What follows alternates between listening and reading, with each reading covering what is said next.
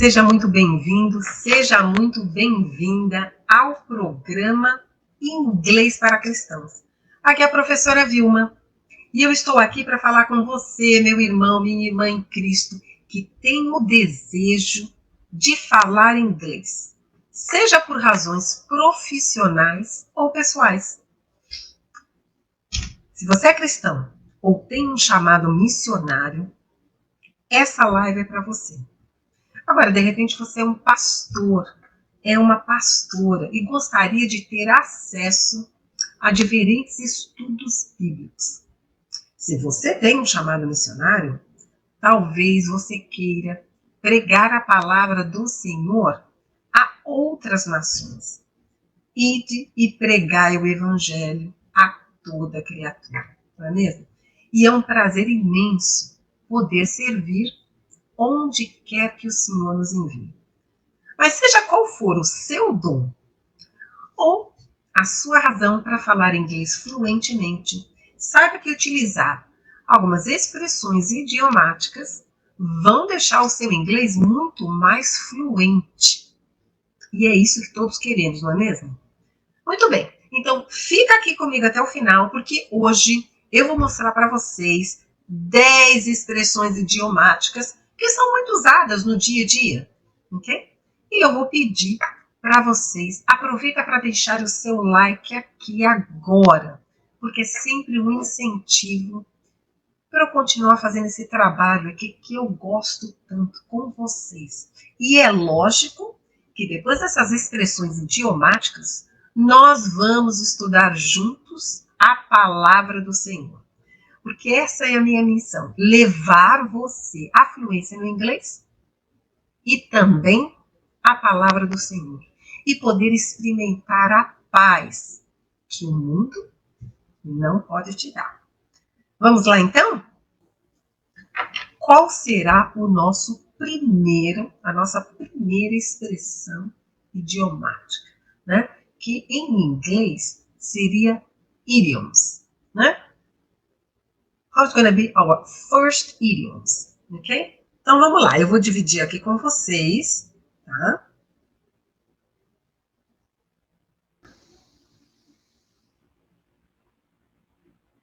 Ok? Estão aí comigo? Então vamos começar. A primeira expressão idiomática, certo? Que é bem simples. 24/7. Exatamente, tá? 24/7. 24/7. Só que no inglês, certo? A gente fala simplesmente 24/7. Isso quer dizer o quê? 24 hours a day. 24 horas por dia. E o que mais? 7 days a week. 7 dias por semana. Isso quer dizer o quê? All the time, né? O tempo todo. Constantly, né? Constantemente. Então, eles usam essa expressão 24/7 para dizer que é o tempo todo. 24 horas por dia, 7 dias por semana, all the time, ok? Muito bem, né? Vou dando boa noite aí pro pessoalzinho que está chegando, né? Renata, um prazer, obrigada pelas suas mensagens, né? Sandro, pessoalzinho aqui do YouTube também. Então vamos lá, o primeiro exemplo, né? Tom irritates her 24/7. Tom irritates her 24/7. Poxa, o Tom a irrita o tempo todo. O tempo todo. Né? Mais um exemplo. My boss irritates me all the time. You know? My boss irritates me all the time. Então, agora eu tô falando do meu chefe. Então, na verdade, eu tô meio que reclamando, não é mesmo? O meu chefe me irrita o tempo todo. Certo? Muito bem. Boa noite, Jurema, Odete. Prazer estar aqui com vocês. Então vamos para a nossa segunda expressão idiomática, né? Feeling blue. Olha que interessante. Feeling blue. Nos sentindo azul. Gente, mas que coisa estranha, né? Sabe por quê? A cor azul, você sabe que algumas expressões idiomáticas são muito culturais, né? Por quê? Não faria muito sentido, eu acredito, no Brasil, porque a cor azul no Brasil, que aliás é a minha cor favorita, my favorite color, né? Ela está associada a coisas muito positivas, né? O céu é azul, o mar ele pode estar azul, como o mar de Porto de Galinhas, né? Belíssimo. Então a gente associa a cor azul a coisas positivas e até alegres. Não no inglês. Já no inglês está associado a coisas tristes. Como é que é aquele tipo de música? Blues. É alegre ou é triste? É triste, né? Pois é. Então, feeling blue é feeling sad, né? Feeling blue é se sentir triste. Exatamente. Então, vamos ao exemplo. I'm feeling blue today. I don't know why. I'm feeling blue today. I don't know why. Estou me sentindo triste hoje. Não sei porquê. Certo? I'm feeling blue. Segundo exemplo. Né? Inclusive, eu achei interessante porque esse exemplo estava num blog para tratar de depressão, de ansiedade. E o título, eu achei muito interessante, né? Porque o título era assim, ó, Feeling Blue? Here's what to know. Feeling blue? Here's what to know. Se sentindo triste, aqui está o que você precisa saber. Né? Porque a gente sabe que parece que a ansiedade é o mal do século. Né? E depois da ansiedade vem a depressão, que é pior ainda. Né? Então, feeling blue, porque às vezes as pessoas começam a se sentir triste sem saber o porquê. Porque quando a gente sabe da causa, não é tão sério. Mas quando você começa a se sentir assim, sem saber o porquê, é bom procurar ajuda, não é? Ajuda médica. So, feeling blue, here's what you know. Se você estiver se sentindo triste, está aqui o que você precisa saber, certo? Number 3. Vamos lá? Expressão número 3. To be, verbo to be, ser ou estar. Ou to feel under the weather. To be or to feel under the weather. Então, mais uma vez, phrasal verbs, né? Aqueles verbos acompanhados de preposições e expressões idiomáticas, você não deve fazer tradução literal, porque não vai funcionar. Porque, pessoal, se sentir debaixo do tempo, como assim? Não faz sentido. But to feel under the weather, or to be under the weather, quer dizer to be or to feel sick. Sick, doente. Tá? Então, estar doente, se sentir doente. Mas não é uma doença séria. Não. Sabe aquela coisa? Você acorda meio indisposto, né? Meio mal, assim, né? Não estou muito bem hoje, sabe? Só a bit under the weather, né? Então não é para doenças sérias. Só mal-estar, indisposição, aquelas coisas que dá e passa, né? De repente você pegou uma gripe, uma tosse, uma dor de cabeça. Então, não estou me sentindo bem hoje. Então, olha lá, o exemplo. He won't come because he's under the weather. He won't come because he's under the weather. Ele não virá porque não está se sentindo bem. Ok? He won't come because he's feeling under the weather. Ok, um outro exemplo é I feel under the weather. Na verdade, eu usei aqui o passado, tá? I felt, né? Feel, infinitivo e presente, e o passado de feel é felt, ok?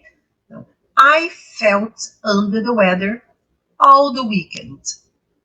De novo, I felt under the weather all the weekend. Quer dizer o quê? Gente, eu fiquei mal o final de semana todo.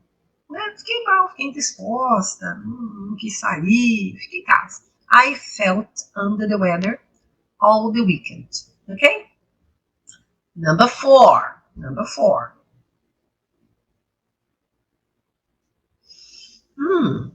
E lembrando que algumas dessas expressões aqui, eu fiz aí alguns reels no Instagram, né? Então, se vocês quiserem rever, vocês vão poder encontrar aí no Instagram. Number four, a taste of your own medicine. Meu Deus, meu treinador querido aqui me prestigiando, né? Mestre Padão. Então, a taste of your own medicine. O que é isso? Olha só essa explicação aqui. Bad treatment deservedly received for treating other people badly. Você sabe, se a gente for trazer pra gente, é o seguinte, né? Olha só. Uma prova do seu próprio remédio, né? Você vai experimentar do seu próprio veneno. Então, vai acontecer com você o que geralmente você faz com as outras pessoas. E é sempre no sentido negativo. Né? Você trata as pessoas mal, então, de repente, quando você é tratado mal, você está experimentando do seu próprio veneno ou do seu próprio remédio. Né? Então, vamos lá para o exemplo? Olha só. Time for you to get a taste of your own medicine. Chegou a hora de você experimentar ou de você tomar o seu próprio remédio. Ou um pouquinho mais pesado, né? She did it for you to get a taste of your own medicine. Again, she did it for you to get a taste of your own medicine. É isso mesmo, ela fez para você experimentar do seu próprio veneno. Ok? Então, a taste of your own medicine. Um gostinho do seu próprio remédio ou do seu próprio veneno. Vamos lá? Number five. Butterflies in my stomach. Yeah? Butterflies. O que são butterflies? Né? As borboletas. Né? Aonde? No meu estômago. Butterflies in my stomach. Como será que você se sentiria se você tivesse borboletas no estômago? Né? Em inglês, seria nervous. Né? To be nervous. Né? Então, quando eles usam essa expressão, I have butterflies in my stomach, eles estão dizendo, estou nervoso. Estou nervosa com uma situação, né? To be nervous. E olha o exemplo aqui, ó. John had butterflies in his stomach just before his interview in English. John had butterflies in his stomach just before his interview in English. É isso mesmo. O John, ele ficou super nervoso antes da sua entrevista em inglês. Pois é. E quem não fica, não é mesmo? Né? Uma entrevista é uma coisa que sempre deixa a gente nervoso. Vamos lá, então. Number six. Eu adoro essa aqui, né? Tudo que tem a ver com gatos, né? I like it. Então, vamos lá, ó. Cat got your tongue. Né? Então, aquela coisa, o gato comeu sua língua? É usado, né? Porque olha aqui, ó. Can't you speak? Você não pode falar? Você não consegue falar? Mas isso é usado assim. Ou para você constranger uma pessoa numa situação, ou talvez você esteja brincando, né? Pode ser uma brincadeira também. Então, no dia a dia, acaba ficando assim, ó. Cat got your tongue. O gato comeu sua língua, né? Então, eles estão usando, ao invés de comer, o verbo get, certo? Só que a expressão completa seria Has the cat got your tongue? Ok? Mas no dia a dia fica simplesmente Cat got your tongue. Ok? Então, o primeiro exemplo eu fiz com a sentença completa. Tá? Hey, what's the matter? Has the cat got your tongue? Qual o problema? O gato comeu a sua língua? Né? E agora um bem parecido, só que mais curto. Cat got your tongue? Ok? Hey, what happened? Cat got your tongue? Ok? O que aconteceu? O gato comeu sua língua? Então, lembrando, numa situação, quando você quer constranger uma pessoa, ou simplesmente você está brincando, ok? Let's go! Number 7, yeah? Number 7, easier said than done. easier said than done. Que é isso? Né? A gente fala muito isso. Ah, falar é fácil, né? Alguma coisa nesse sentido. Falar é fácil. Ou a gente também pode falar assim, ah, na teoria é fácil, sabe? Na teoria tudo é fácil, né? Na prática é outra coisa. Então aqui, a explicação em inglês é not as easy as it appears to be. Not as easy as it appears to be. Não é tão fácil quanto parece, ok? Não é tão fácil quanto parece. Então, olha aqui o exemplo, né? Eu tenho aqui duas amigas conversando, ok? Maggie, if you are not happy with yourself, then change. E aí a Maggie responde, easier said than done, Sally. Né? Então, de novo, Maggie, if you're not happy with yourself, then change. Easier said than done, Sally. Certo? Então, a amiga falou assim, poxa, se você não está contente com você mesmo, então mude. If you are not happy with yourself, then change. E aí ela responde, pô, falar é fácil, né? Eu bem que queria mudar, né? Easier said than done, Sally, ok? Então a Maggie conversando com a Sally. Easier said than done. Falar é fácil. Né? A teoria é sempre mais fácil do que a prática. Muito bem. Number 8. Number 8. Every cloud has a silver lining. Again. Every cloud has a silver lining. Né? No português, tem sempre um lado bom, né? Procure sempre olhar o lado bom das coisas, mesmo numa situação ruim, num momento ruim, certo? Mas tem sempre um lado bom. Então, procure sempre olhar o lado bom das coisas, né? E aqui ele fala, you can find good in every bad situation. You can find good in every bad situation, certo? Você pode achar um lado bom toda situação ruim, né? Então, olha esse exemplo aqui que eu coloquei. I'm sorry, your business isn't going well, but every cloud has a silver lining. At least you don't have to work on the weekends. Vamos mais uma vez? I'm sorry that your business is not going well, but every cloud has a silver lining. At least you don't have to work on the weekends, né? Então ela está falando assim, poxa, que pena que os seus negócios não estão indo tão bem, né? Mas, por outro lado, você não tem que trabalhar os fins de semana. Então esse é o lado bom, né? Toda situação ruim tem um lado bom, né? I'm sorry your business is not going well, but every cloud has a silver lining. At least you don't have to work on the weekends, né? Então, cloud é a nuvem, né?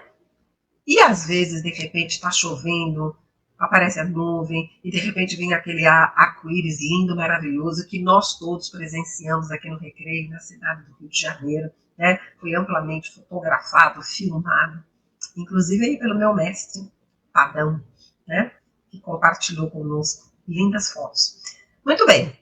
Number 9. Fish out of water. Fish out of water. E a gente usa bastante essa expressão, que é um peixe fora d'água. Quando a gente não se encaixa numa situação, num local. Fish out of water. Né? Peixe fora d'água. Né? Que a explicação é to be out of place. To be out of place. Né? Está fora de lugar. Não se encaixar numa situação. Né? Então, olha aqui o exemplo. Jack felt like a fish out of water at the conference in Boston. Jack felt like a fish out of water at the conference in Boston. Certo? Então, o Jack, ele se sentiu como um peixe fora d'água aonde? Lá na conferência que ele teve que ir em Boston. De repente, o inglês dele não estava tão fluente. E ele não conseguiu aproveitar tanto, não conseguiu entender tanto, não conseguiu participar das conversações, das negociações, então ele se sentiu deslocado, certo? Por quê? O segredo é estarmos prontos, preparados para quando as situações e as oportunidades aparecem, não é mesmo? Vamos lá, tem mais um exemplo aqui, ó. I just felt like a fish out of water at the company party. I don't know anyone. I just felt like a fish out of water at the company party. I don't know anyone. Certo? Então, eu me senti como um peixe fora d'água na festa da empresa. Por quê? Eu sou nova na empresa, não conheço ninguém, certo? Então, eu me senti um pouco deslocada. A fish out of water, ok? Muito bem. Number 10. Vamos para a nossa última. Antes da gente começar o nosso estudo bíblico. Vamos lá. Go the extra mile. Hoje em dia, essa expressão está tão usada, parece que é a expressão da moda. Go the extra mile. Que é o quê? To make an extra effort. To make an extra effort.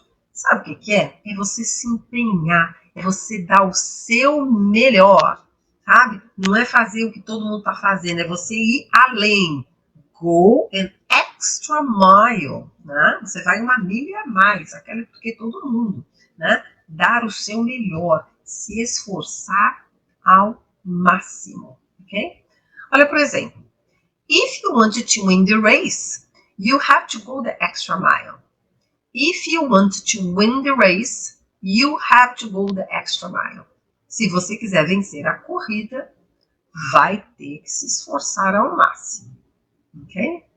E olha o outro exemplo aqui. If you wanna win her heart, you have to go the extra mile. If you wanna win her heart, you have to go the extra mile. Se você quiser ganhar o coração dela, se você quiser conquistá-la, vai ter que se esforçar muito, ok? Go the extra mile. Very good. Muito bem. Vamos então aqui começar o nosso estudo bíblico?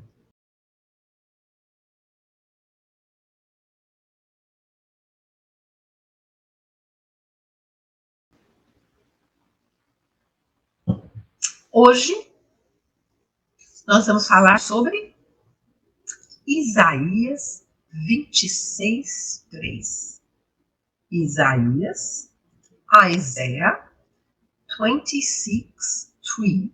Ok? Isaías 26:3, Isaiah 26:3. Obrigada aí pelo elogio. E vamos lá? Então, olha só. Nós vamos falar de uma coisa muito importante, que é a paz. A paz do Senhor. Então, né, o profeta Isaías diz: tu conservarás em paz. Né? Ele está conversando, está falando diretamente com o Senhor. Tu conservarás em paz aquele cuja mente está firme em ti. Tu conservarás em paz aquele cuja mente está firme em ti. E por quê? Tem uma razão. Porque ele confia em ti. Então essa é mais uma das grandes promessas do Senhor para a nossa vida. E a gente sabe que para tudo tem uma condição, né? Quem que vai ser conservado em paz? Aquele cuja mente está firme no Senhor. Certo? E por que está firme? Porque ele confia no Senhor. E como é que ficou isso em inglês? Olha só. Tu conservarás em paz. You keep him in perfect peace. Né?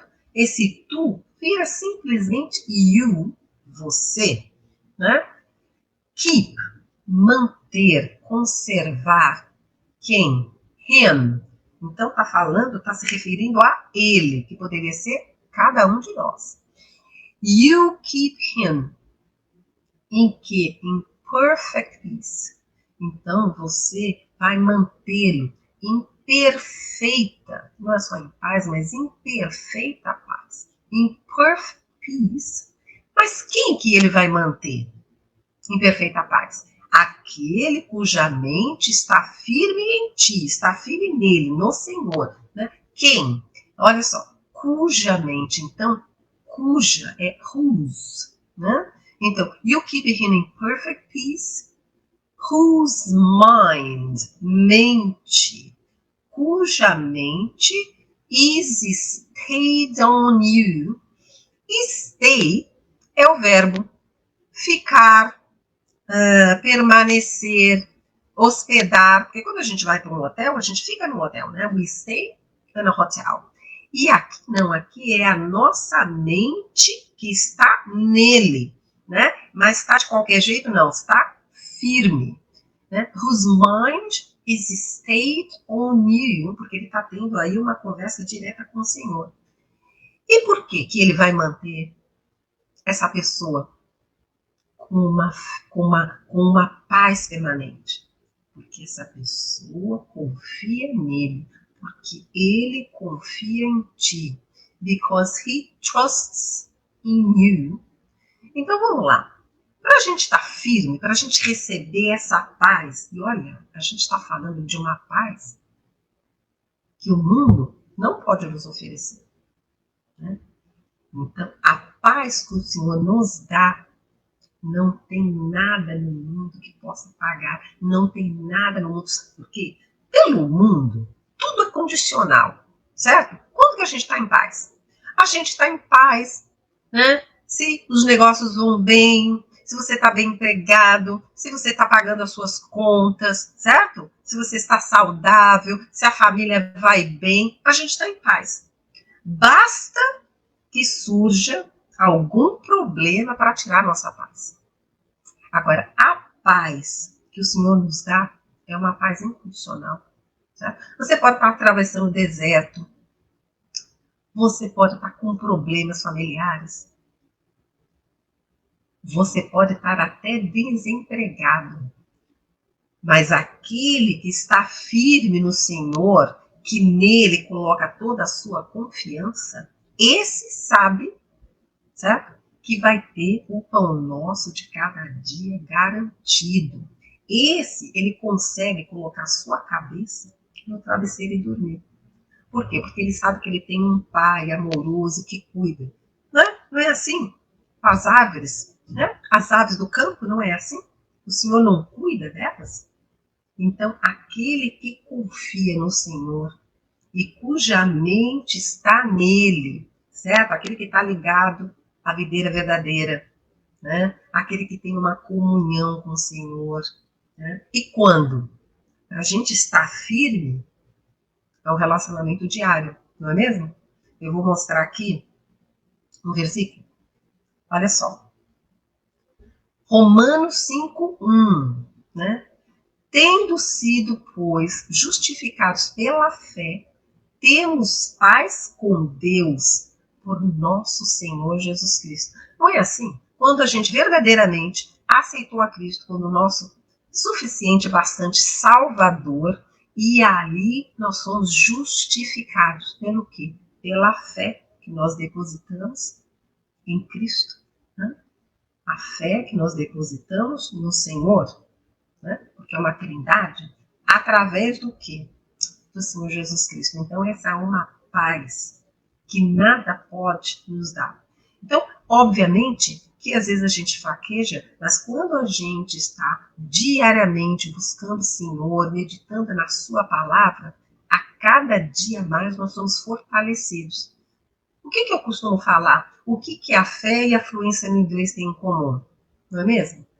A fé vem pelo ouvir a palavra do Senhor, assim como a fluência no inglês vem pelo ouvir, né, a língua inglesa. Quanto mais você se expõe ao inglês, mais rapidamente você vai se tornar fluente. Quanto mais você medita na palavra do Senhor, né, mais forte na fé você vai ficar. E é por isso que Paulo diz que tudo posso naquele que me fortalece.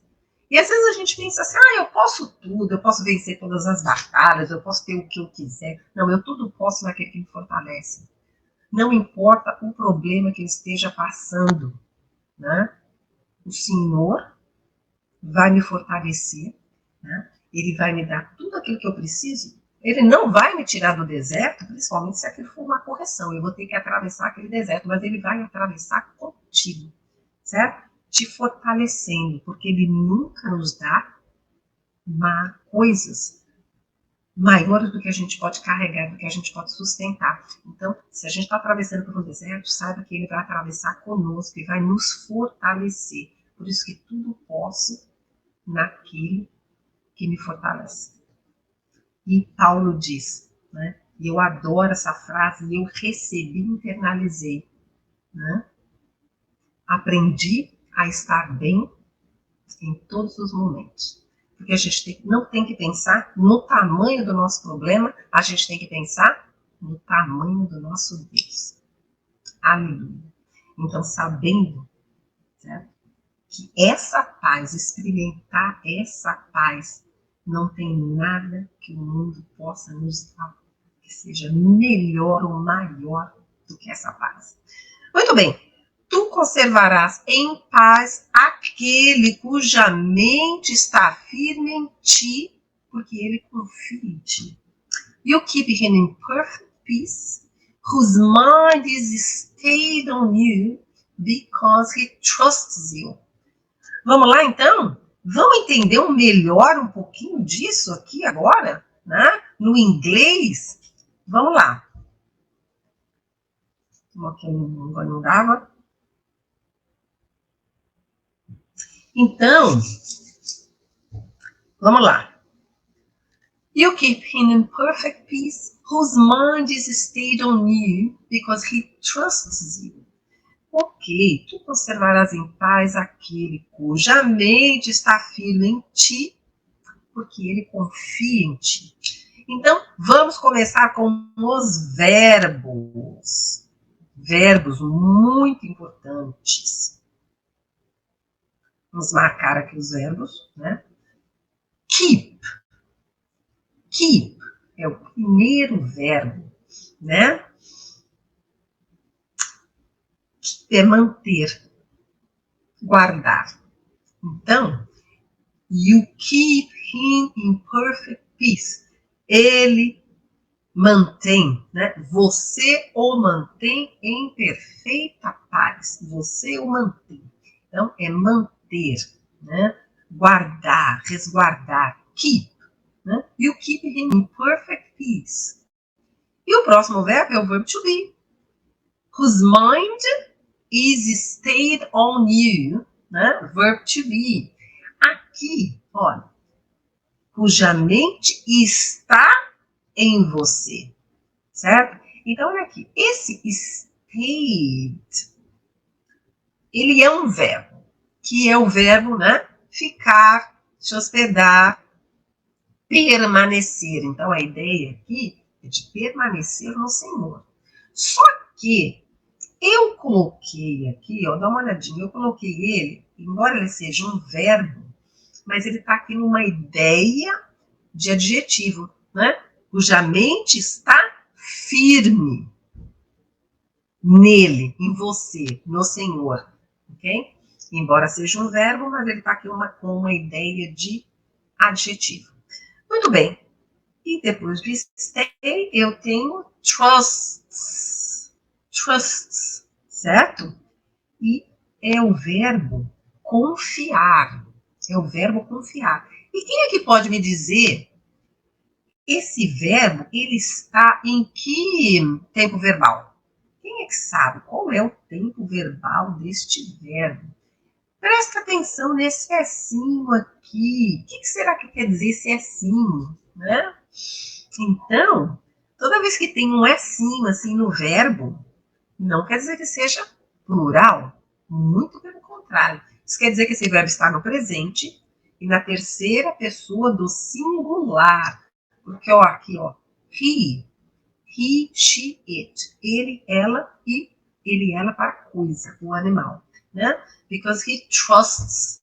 Então, o Sinho indica presente simples, ok? Muito bem, fechamos os verbos. Keep, is, stay, que está como state, que seria o passado, e trusts. He trusts in you, que é o presente simples. Muito bem. Aí, vamos continuar aqui. Vamos para os nouns, que são os substantivos. Substantivo. Eu tenho aqui peace. Peace. A paz. Né? E aí eu tenho mind. Mente. Ok? Peace. Olha, é um som longo. Ó. Peace. Peace. Mind. Ok? E aí, vamos para o adjetivo perfect. Perfect. Perfect. Ok? Perfeito. É a paz perfeita. Perfeita paz. Perfect. Certo? Então, e esse state que dá uma ideia de adjetivo firme, estar firme no Senhor. E aí, nós vamos para o subject pronoun, que é o sujeito, né? O pronome pessoal na função de sujeito da frase. Então, eu tenho you. Como é que eu sei que é pronome pessoal, está na função de sujeito? Lembra que eu falo? Está antes do verbo. Então, é um pronome pessoal, está na função de sujeito. Está antes do verbo. E eu tenho he, que está antes do verbo. Certo? Então, you, você. Lembrando que you pode ser você ou vocês, certo? E he, ele. Muito bem. E agora, né, já vamos para o object pronoun. Percebam que tem you aqui. Tem dois you, porque é igual. Né? Pode ser antes do verbo, com o pronome pessoal, e pode ser depois do verbo com o pronome objeto. É igual, mas eu tenho aqui o primeiro him. Então, vamos lidar primeiro aqui com him. Né? You keep him. Você mantém a ele. No português melhor, você o mantém. Então, da onde que sai esse him? Né? É do he. Né? Porque você mantém ele, você o mantém. Então, esse o seria esse him. Né? He, him. Ok? Então, o he vai antes do verbo e o him vai depois do verbo. Certo? E aí eu tenho you. Da onde que saiu esse you? Porque o pronome pessoal é you, que está antes do verbo, e quando ele estiver depois do verbo, ele já se transforma em pronome objeto. E como é que eu sei? Porque está depois do verbo. Stayed on you, e o outro? He trusts in you. Então aqui, percebam que está depois do verbo. Olha só. Esse aqui, os dois são verbos. Está depois do verbo.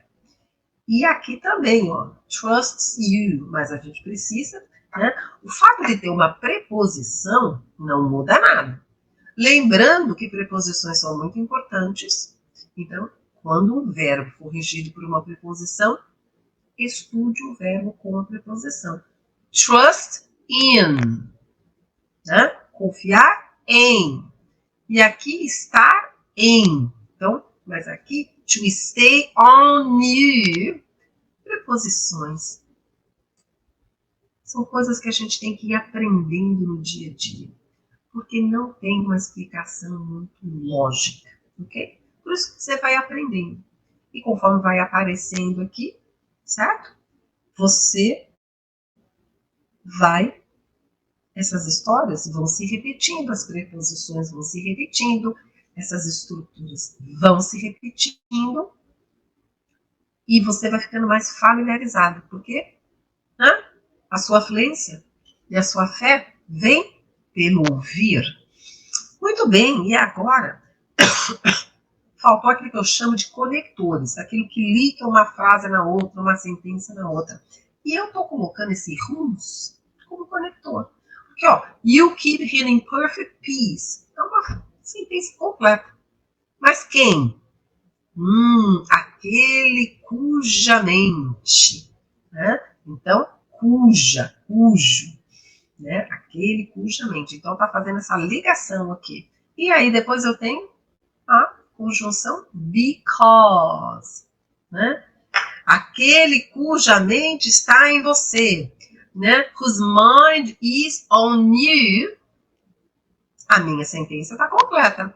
Só que agora eu vou dar uma razão. Comecei uma sentença nova. Então, por isso que está conectando. Né? Because he trusts in you. Muito bem. Fechamos aqui? Vamos ler, então? Né? Olha só. Vamos começar. Eu vou ler completo. Depois a gente vai fazer a repetição pelo final. Ok? So you keep him in perfect peace, whose mind is stayed on you, because he trusts you. Ok? Olha só. In you. Vamos fazer esse link aqui. Lembra quando a gente falou de contrações e falamos de connected speech, que é aquilo que se liga? Então, olha aqui, ó. N é uma consoante, né? N is a consonant. Né? E aqui, né? You, a gente vai fazer um link aqui, ó. You, porque ele tem um sonzinho aí, meio de vogal. So, aí fica in you, in you, in you. Trusts in you, ok? Importante vocês fazerem essa repetição comigo, ok? Trusts in you. He trusts in you, ok? He trusts in you, okay? Because he trusts in you, because he trusts in you. E aqui, vamos fazer um outro linkzinho. On you,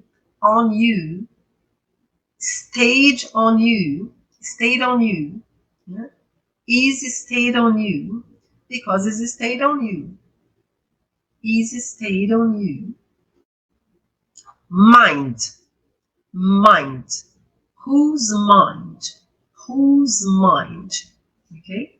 Whose mind is stayed on you? Whose mind is stayed on you? Peace. So long. Peace. Perfect peace. In perfect peace.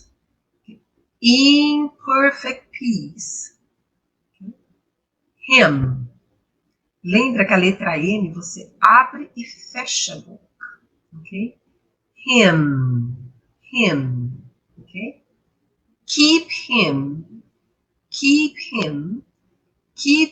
in perfect peace. Okay? You keep him in perfect peace.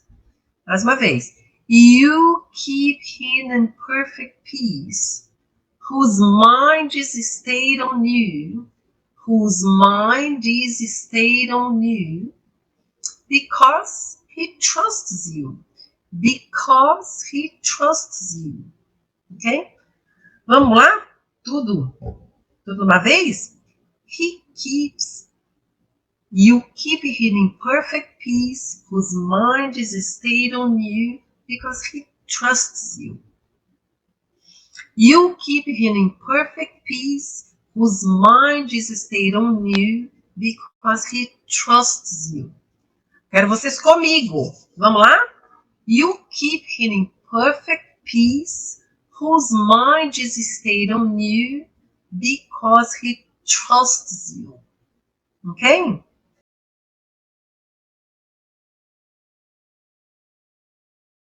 A nossa live de hoje, certo? Onde a gente viu o quê? 10 expressões idiomáticas e a gente trabalhou com a palavra do Senhor. Como conseguirmos a paz do Senhor, certo?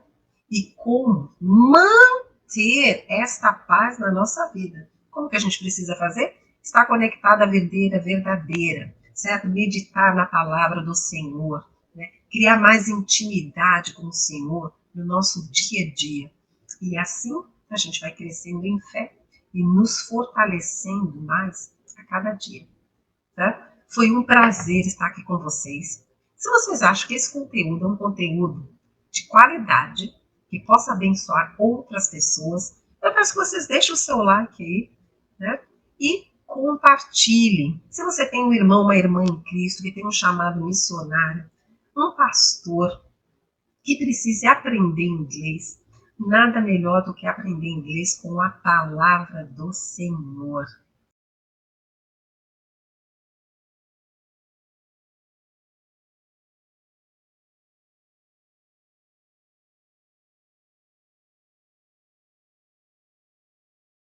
Certo? Eu sou Vilma Gomes, seja fluente em inglês, seja fluente na palavra do Senhor.